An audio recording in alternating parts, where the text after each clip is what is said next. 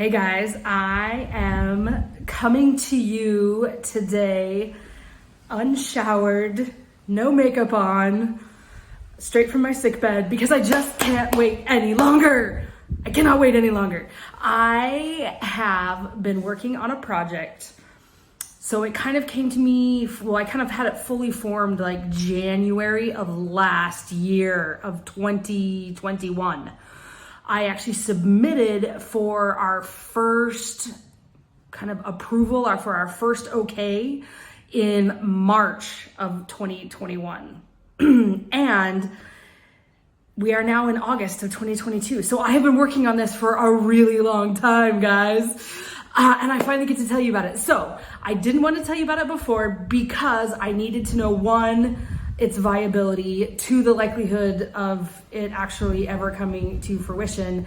And I needed approval from the appropriate departments in Ghana before people started talking about it. So are you guys ready? Has it been long enough? I mean, I feel like I've been teasing you guys with this for like a year now, and I'm still teasing you about it. But okay, so here's the thing. Working at the children's home, at the orphanage, I saw kind of firsthand, one, why kids end up in the orphanage, and two, what happens when they leave the orphanage. I saw it firsthand.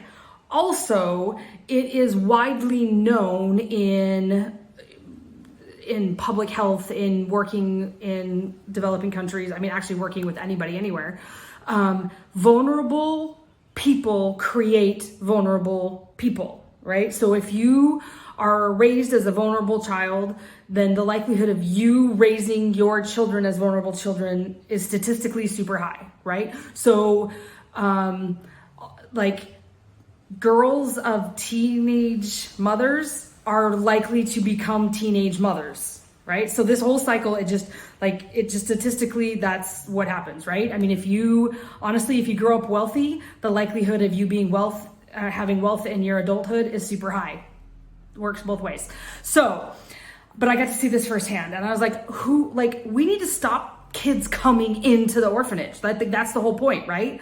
Like, let's not create more vulnerable kids.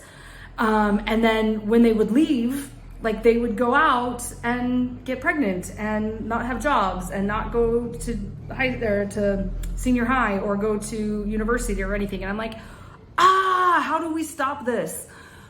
And it was very clear to me, we need to do something to help the youth, right? It is so hard to go from being a child to a successful adult. Not just an adult, a successful adult. So hard to do. How can we help them do that? How can we help not just the few kids that are teenagers at the children's home, but how can we help all of the kids do this? So I want to tell you about our next project as Africa Youth Rising. Our first big project as AYR is going to be a youth center. I need to find something where you can put in the crowd noise, cloud, applauses or laughs uproariously or whatever it is. So a youth center, you guys, a youth center. I'm so excited. And I'm so excited I finally get to tell you about it because we have approval from Ghana Health Services.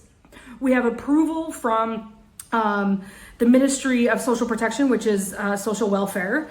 We have approval from the traditional government, which is the assembly, and we have approval from the democratic government, which is all of the social welfare and Ghana Health Services.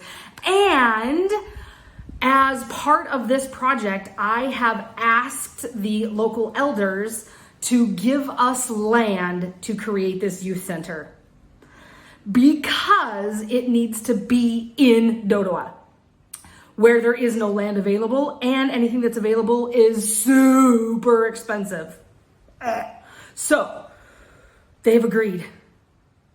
They're gonna give us land, guys. that was my big, huge meeting on Sunday with the elders. That was so super important that I like crawled out of my sick bed to pretend I wasn't sick to go and attend.